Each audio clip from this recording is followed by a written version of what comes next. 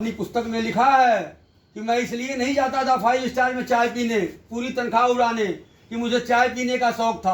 मैं ये देखने जाता था कि 500 रुपए की चाय पीने वाले लोग क्या बातचीत करते हैं, कैसे रहते हैं, उनकी एक्टिविटी क्या है, वो कैसे इतना पैसा कमाते हैं कि 500 की चाय पी लेते हैं। भाई अगर 10,000 कमाने वाले की संगत करोगे तो पक्का है आप 10,000 से 11,000 नहीं पहुंच पाओगे। 20,000 की संगत करोगे 20,000 पहुंच जाओगे। 50,000 की संगत करोगे 50,000 वाले पहुंच जाओगे। लाख रुपए ठीक है, अगर आपने लाख रुपए वाले की संगत किया, आप अगर लाख नहीं पहुंच पाएंगे तो 80,000 में कोई दाग नहीं लगेगा, आप 80,000 तक पहुंच जाएंगे। अगर सितारों को छूने के लिए हाथ बढ़ाएंगे आसमान के तरफ तो ये पक्का है कि हो सकता है एक भी सितारा आपके हाथ ना आए, लेकिन सितारों को पकड़ते करते छत की मंजिल तक तो पहुंच ही जाएंगे, टॉप लेवल तक। और अगर वहां पहुंच गए तब भी तो नीचे नरक से वहां जाना अच्छा ही है, नहीं है।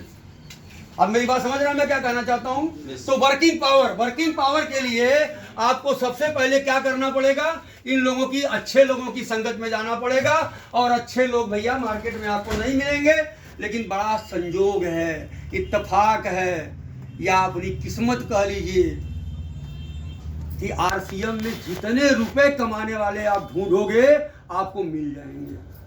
50,000 वाला चाहिए 50,000 वाला मिल जाएगा, लाख रुपए वाला चाहिए लाख रुपए वाला मिल जाएगा, 10 लाख वाले भी हैं, 20 लाख वाले भी हैं। संगत आपको करनी है, रास्ता आपको बनाना है। और कम से कम अपने लिए, वर्किंग पावर के लिए 2 घंटे प्रतिदिन अपने लिए निकालिए सेल्फ, कि मैं 2 घंटे प्रतिदिन कुछ नहीं करूंगा, अपने आप को अपग्रेड करूंगा। अरे यार सिंपल सा एंड्रॉइड मोबाइल भी देखो, कभी कभी ऐप चलते चलते कहता कि अपग्रेड करिए, और आप उसको अपग्रेड करते हैं, तब वो काम करना शुरू करता है। एक मोबाइल तो काम करता नहीं अपग्रेड किए बिना, और आप पैसा कमाना चाहते हो बिना अपने आप को अपग्रेड किए बिना। कैसे ये संभव है आप बताओ? आप चाहते हो कि 10 लोग हमारी बात सुने, क्यों सुनेंगे आपको? आप अपने आप को अपडेट करो ना पहले। एक अच्छा वकील नहीं हो सकता अगर वो हाई कोर्ट और सुप्रीम कोर्ट के सारे फैसलों की जानकारी न रखे। रोज नए तरह के फैसले आते हैं नहीं आते हैं, वो सबको पढ़ता है, और उसी में से कोई उद्धरण निकाल करके कोर्ट में रखता है कि साहब फला कोर्ट ने ये जजमेंट दिया था, आप ये देखिए, ये ऐसे नहीं ऐसे। एक डॉक्टर अपने आप को अपग्रेड नहीं कर सकता अगर वो नई जानकारी, नई तकनीकी सारी चीजों को ना एडाप्ट करे। 60 साल पुराना आप दवा लेके चलोगे, आज की डेट में चल पाओगे? रोज दवाएं चेंज हो रही हैं, इंजीनियरिंग टेक्नोलॉजी चेंज हो रही है। तो वर्किंग पावर को स्ट्रांग करने के लिए, वर्किंग पावर मतलब थोड़ी है कि आपने 18 घंटा शुरू कर दिया बैग लेकर के दौड़ना धूपना, और साहब आरसीएम ले लो आरसीएम ले लो आरसीएम ले लो, हम लेके आए हैं। वर्किंग पावर मीन्स अपने आप को आरसीएम में डुबाना। अपने आप को डुबाइए, इसकी तह तक जाइए, इसके एक एक प्लान, एक एक शब्द, एक एक नॉलेज को अपने दिमाग में बैठाइए कि अगर कोई कहीं से पूछे तो इमीडिएट आपके पास इसका उत्तर होना चाहिए। इमीडिएट, इसके पहले कि वो कुछ सोचे आपके पास उसकी जानकारी होनी चाहिए। अपने आप को मजबूत करिए। लाख रुपए, अगर आपको लाख रुपए के महीने की इच्छा है कि भाई यार हमको अगर लाख रुपया महीना मिल जाए तो मेरा काम चल जाएगा, तो अपने आप को लाख रुपए लाख बनाइए ना। क्यों नहीं मिलेगा आपको लाख रुपया? मुझे बताइए। दुनिया में बहुत सारे लोग कमा रहे हैं, हम भी कमा सकते हैं, लेकिन हम 10,000 की नॉलेज लेकर के 1 लाख रुपया कमाना चाहते हैं। इसीलिए जितने भी चीटर हैं ना, ये सब इसीलिए कामयाब हैं। सारे चीटर कामयाब हैं। आपको लालच दे करके, आपको दुनिया भर का प्रलोभन दे करके कि रातों रात हम डबल कर देंगे, 6 महीने में ये कर देंगे, जो रही सही पूंजी है वो भी आप गंवा बैठते हैं, और फिर माथा पीट के रोते हैं, अरे यार मेरा तो खत्म हो गया। वर्किंग पावर को बढ़ाना है, नॉलेज को बढ़ाइए। जैसे जैसे आपका नॉलेज अपडेट होता जाएगा वैसे वैसे आप देखिएगा ऑटोमेटिकली आपकी इनकम बढ़ती चली जाएगी। कुछ भी नहीं करना है, नॉलेज को बढ़ाइए, और जैसे जैसे नॉलेज बढ़ेगा ना, ये वर्किंग पावर अपने आप बढ़ता जाएगा, अपने आप बढ़ता जाएगा। और जैसे जैसे ये बढ़ता जाएगा वैसे वैसे आपकी इनकम बढ़ती चली जाएगी। आप डॉक्टर बनना चाहते हो और सोच रहे हो कि इंटरमीडिएट करने के बाद हम डॉक्टरी करना शुरू कर दें, तो कैसे होगा फिर? आप फिर आप झोला छाप डॉक्टर बनोगे, किसी मेडिकल स्टोर से जो है प्रैक्टिस करके ऐसे अपना बैठ जाओगे, किसी को कुछ दवा दे दोगे, किसी को कुछ दवा दे दोगे, कहीं कोई मरेगा कहीं कोई मरेगा। डॉक्टरी करने के लिए तो भाई आपको तो MBBS करना पड़ेगा, MD करना पड़ेगा, DM करना पड़ेगा। तो सबसे पहले वर्किंग पावर। घड़ी देखिए, शुरुआत में आपका मन नहीं लगेगा। बड़ी अच्छी अच्छी किताबें हैं, अपनी अपलाइन से पूछिए कि सर हमारे लिए कौन सी अच्छी किताब है। उज्ज्वल पाटनी की है, शिव खेड़ा की है, तमाम लोगों की है। उनकी बुक्स को आप ले आइए, कुछ नहीं, धीरे धीरे पढ़िए, पढ़िए निकलिए, पढ़िए निकलिए, पढ़िए निकलिए, रोज अपडेट करिए। एक किताब खत्म हो गई, सर आप कौन सी किताब पढ़ें? आपको 5 साल यही करना है। नॉलेज लेना है, नॉलेज देना है, नॉलेज देना है, नॉलेज देना, लेना देना, लेना देना, बीच में कुछ नहीं करना है। RCM में लोग कहते हैं कि ये करना है, वो करना है, मैं कहता हूं कुछ नहीं करना है। मैं जो सिंपल फार्मूला बताता हूं, यहाँ जो आपकी अपलाइन है ना, इससे पूछो कैसे कैसे, जो ये बताए अपनी डाउनलाइन को बिल्कुल ट्रेंड करते जाओ। ऐसे जो ये बताएं सीधा हूबहू कॉपी करिए नीचे, ऐसे करो, अब बीच में पैसे कमाओ, वर्किंग पावर बढ़ाओ, और कुछ नहीं करना है। RCM में लेना है, देना है, लेना है, देना है, और बीच में पैसा कमाना है। और यही हम नहीं कर पाते हैं, यही हम नहीं कर पाते हैं। वर्किंग पावर हो गया। तीसरा है वाचिंग पावर, सबसे इंपॉर्टेंट पावर है। आपने इच्छा शक्ति बना ली, वर्किंग पावर बढ़ा लिया, अब आएगा वाचिंग पावर। जैसे जैसे आपकी टीम बड़ी होगी, 10 लोग आएंगे, 15 लोग आएंगे, 20 लोग आएंगे, 25 लोग आएंगे, अब आपकी जिम्मेदारी बढ़ जाएगी। जिम्मेदारी ये बढ़ेगी, अभी बता देता हूँ इसके बाद भी कि क्यों जिम्मेदारी बढ़ती है। अब वो सब नए हैं, सब कच्चे हैं। आपने तो अपनी वर्किंग पावर को बढ़ाने के लिए नॉलेज लिया, लेकिन उनको नॉलेज लेना है। और अगर आप यहाँ वाचिंग नहीं करेंगे, वो कच्चे खड़े हैं, तो कहीं भी वो टूट जाएंगे। उनको संभालना है, और यही आपकी सबसे बड़ी जिम्मेदारी शुरू होती है कि कैसे उनको हम संभालें। और 80% लोग यहीं आके फेल होते हैं, इसी जगह पर। और वो शिकायत करते हैं, साहब वो चला गया उधर, वो चला गया उधर, वो चला गया पटना, वो चला गया मुरादाबाद। अरे यार, आप 80 लोगों को लेके चले बंबई के लिए, तो 60 लोग बीच में कहाँ गए हो गए? नंबर 1 चीज, वाचिंग पावर आप स्ट्रांग करिए। जाएंगे, देखो आना और जाना ये प्रकृति का नियम है, आप इसको बदल नहीं पाओगे। अगर संसार में केवल लोग आते ही रहे हैं और जाने वाले जो है खत्म हो जाएं, तो ये संसार रहेगा? आते हैं, जन्म भी होता है, मृत्यु भी होती है। आना और जाना ये प्रकृति का नियम है। लेकिन हमको ये वाचिंग करना है, अपनी टीम को सशक्त करना है। यानी अगर हम अदर हैंड में आपको समझाएं, तो हमें लीडर बनना है और हमें पैसा कमाने के लिए लीडर बनाना है। जैसे जैसे आपकी टीम में लीडर बढ़ते जाएंगे, वैसे वैसे आपकी इनकम ग्रो होती चली जाएगी। बाकी दुनिया के 70 बहाने, ये वो अगड़म बगड़म आप करते रहिए, समझते रहिए, समझाते रहिए, कुछ नहीं होना है। चौथा पॉइंट है वेटिंग पावर। वेटिंग पावर, इंतजार।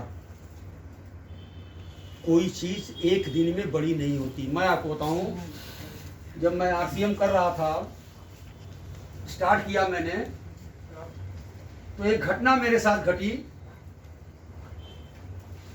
चूंकि भाई हम लोग एक बड़े हाई सोसाइटी से आते थे। आज तो आपको सब ऑनलाइन है, हमारे ज़माने में ऑनलाइन नहीं था। हमारे ज़माने में 1500 रुपये की किट आती थी, फार्म भरते थे और उसको भर करके भिलवाड़ा भेजते थे। वहाँ ज्वाइनिंग होती थी, 24 तारीख तक वहाँ से फिर आता था मैसेज। जब मेरी रॉयल्टी आई तो मुझे जो है फ़ोन पर भिलवाड़ा से बताया गया कि आपकी रॉयल्टी क्लियर हो गई। और चौथे महीने मैंने इस बिज़नेस की रॉयल्टी ले लिया था 6% की, कोई दिक्कत नहीं थी मुझे। और मैं गंगानगर गया हुआ था उस समय। आपको तो लखनऊ की बात है, हम तो सीखने के लिए गोरखपुर से लखनऊ बस भर भर के आदमियों को लाते थे और खुद आते थे, भाग के आते थे। वो एक जो कचहरी के पास कौन सा वो हाल है, नारी नाट्य कला केंद्र, मैंने कोई मीटिंग वहाँ की नहीं छोड़ी थी। फिर मुझे हमारी अपलाइन ने कहा गंगानगर चलना है, राजस्थान पाकिस्तान बॉर्डर पर, वहाँ मीटिंग है। हमने कहा चलिए गंगानगर चले गए। हमारी जो लीडर ने, हमारी अपलाइन ने कहा कि दिल्ली चलना, हमने कहा दिल्ली चलिए, जहाँ बोलेंगे वहाँ चलेंगे, लेकिन वर्किंग पावर को स्ट्रांग करना पड़ेगा, और जब तक स्ट्रांग नहीं करेंगे मैं छोड़ने वाला नहीं हूँ। तो मेरे साथ एक घटना घटी थी, मैं आपको बता रहा हूँ। मेरी टीम में बहुत सारे लोग आ गए, करीब 6-7 हज़ार लोगों की एक टीम हो गई। फिर अचानक एक तूफान आया 2005-6-7 में। 7 में बहुत सारे लोग टूट टूट करके दूसरी जगह जाने लगे, तो मैं एक बैग घबरा गया। मैं उस समय पर्ल पर था, मैं टेक्निकल पर था, मेरी अच्छी खासी उस समय जो है इनकम आती थी, 60-70 हज़ार उस ज़माने में आ जाता था। तो फिर अच्छा, मेरा RCM बाज़ार भी खुल चुका था गोरखपुर में, और सबसे टॉप RCM बाज़ार था, मतलब भारत की जो 10 टॉप RCM बाज़ारों में थे उसमें सेकंड पे मेरी पोजीशन थी गोरखपुर की। 58 लाख रुपए महीने की मेरी सेल थी उस ज़माने में। तो जब टीम से बहुत सारे लोग हमारे गायब होने लगे तो मैं घबरा गया, और एक दौर आया, बहुत बुरा वक्त, मतलब कि मुझे अब लगा कि मुझे RCM छोड़ देना चाहिए, मुझे नहीं करना चाहिए। तो फिर मैं घबरा गया, तो मैं चला गया भीलवाड़ा, और संजोग से 2007 एंड तक त्रिलोक जी से मेरे बड़े प्रगाढ़ संबंध बन चुके थे। चूँकि हर महीने में 2 बार 3 बार मैं भीलवाड़ा जाता था, 2 बार तो पक्का हर महीने में जाना ही जाना था। भीलवाड़ा में जाता था, त्रिलोक जी से मिलता था, बोलते थे यार तुम कब गोरखपुर गए, कब आ गए। हमने कहा सर बस गया और मैं आ गया, चूँकि भाई समुद्र यहाँ है, सीखना यहाँ है, तो गोरखपुर रह के क्या करेंगे, तो यहाँ जो मिलता है वहाँ खाली करता हूँ, फिर आ जाता हूँ भरने। तो ऐसे देखते देखते हमारे उनके, जैसे मान लीजिए आपकी दुकान पर कोई रोज आवे है, पर डे आवे है, और साल भर से आवे, तो निश्चित तौर से आपसे जान पहचान हो जाएगी, फिर आपका अट्रैक्शन बढ़ेगा उसकी तरफ। और मैं यही चाहता था कि मेरा अट्रैक्शन त्रिलोक जी की तरफ बढ़े, त्रिलोक जी मेरे ऊपर निगाह डालें, क्योंकि मुझे पता था कि अगर इनकी निगाह मेरे ऊपर पड़ गई तो मैं कुछ भी कर सकता हूँ। और पड़ी निगाह, उनकी ही नहीं पड़ी, प्रियंका जी की पड़ी, सौरभ जी की पड़ी, और सरोज जी की पड़ी, उनकी पत्नी की अब तो खैर नहीं है बेचारी, लेकिन मतलब हमको सरोज जी बहुत मानती थी। तो उस दौर में जब बहुत सारे लोग भागने लगे तो मैं त्रिलोक जी के पास गया, तो उन्होंने कहा त्रिपाठी आज बहुत उदास हो, बात क्या है। मैंने कहा सर कोई बात नहीं। बोले ठीक है तुम शाम को मिलना 5 बजे के बाद। तो 5 बजे के बाद मैं उनके ऑफिस में गया, तो मैंने कहा कि सर अब पता नहीं क्यों मेरे कुछ समझ में नहीं आ रहा कि मैं जितना आगे बढ़ रहा हूँ उतना सब गायब होता जाते हैं, सब गायब हो रहे हैं मेरे साथ।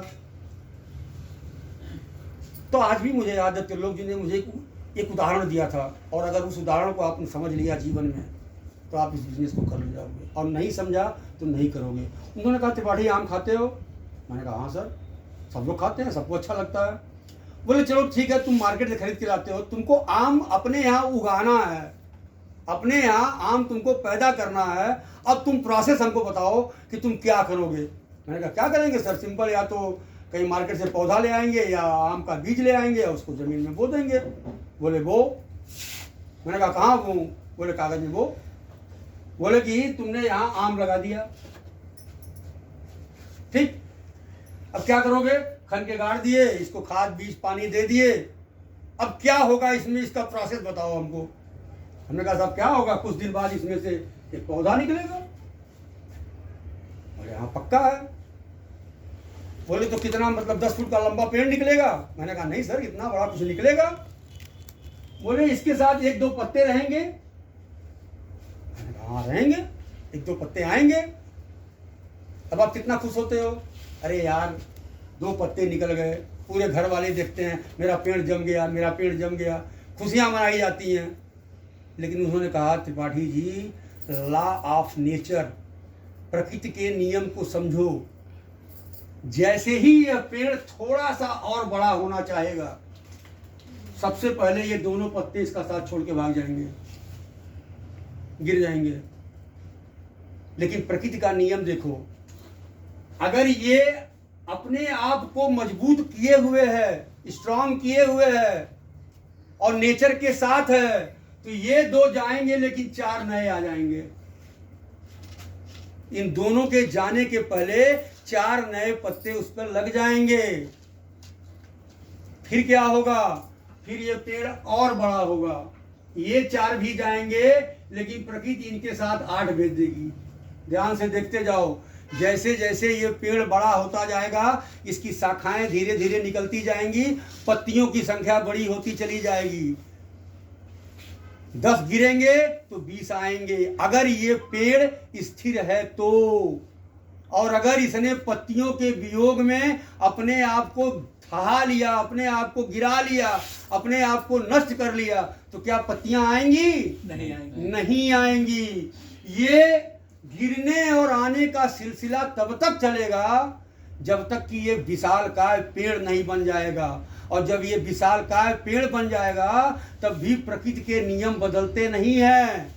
पत्तियां तब भी गिरती हैं और नई आती हैं। बसंत ऋतु में नई आएंगी, पतझड़ में गिर जाती हैं, लेकिन एक अंतर आ जाता है। शुरू में जो 2 गिरते हैं आप शोक मनाते हो, अब बड़े पेड़ से कितने गिरते हैं कभी आप गिन भी नहीं पाते हो। क्यों? क्योंकि इतना गजीन पेड़ हो जाएगा कि हजारों गिरेंगे और हजारों आएंगे, आप गिन नहीं पाओगे। नेटवर्क भी यही है, जब आप शुरू करोगे तो लोग आएंगे, कुछ लोग साथ छोड़ेंगे, कुछ फिर नए आएंगे, कुछ फिर छोड़ेंगे। करना क्या है कि आपको खड़े रहना है और आपको चलते रहना है। एक दिन चलते चलते चलते गिरते पड़ते नए आते आते इतना विशाल पेड़ बन जाओगे कि पता नहीं कितने आए और कितने गए, कभी गिनती नहीं कर पाओगे। यही नेटवर्क है, ये नेटवर्क है। अब इतनी ताकत अगर आपके अंदर है तो प्रभु आप आरसीएम करें, और नहीं है तो कहीं किसी परचून की दुकान पर नौकरी करके अपना जीवन काट लीजिए, कोई दिक्कत नहीं है। लेकिन प्रकृति का ये वरदान बिजनेस आपको मिला हुआ है। और विश्वास नहीं करेंगे, मैं तो खैर नहीं जानता था, लेकिन गामा ओरिजिनल और S5 और ओमेगा की शक्ति को मैं अच्छी तरह पहचान चुका हूँ। केवल इन 3 प्रोडक्ट को और न्यूट्रीचार्ज बीजे को लेकर के अगर आप मार्केट में जाएं तो अच्छे अच्छे डॉक्टरों की ऐसी तैसी हो जाएगी। आप विश्वास करो, आज की डेट में आप बताओ, मैं एक गोली नहीं खाता था, लेकिन आज मेरे माध्यम से 20,000 रुपये का 1 महीने में दिखने लगा। फोन से, मैं कहीं नहीं जाता हूँ, फोन से एडवाइस करता हूँ कि भाई साहब आप लेके तो देखो, लेके देखो एक बार। लोग खरीद लेते हैं, लोग जा रहे हैं खरीद ले रहे हैं और खा रहे हैं। तो इतना अच्छा प्रोडक्ट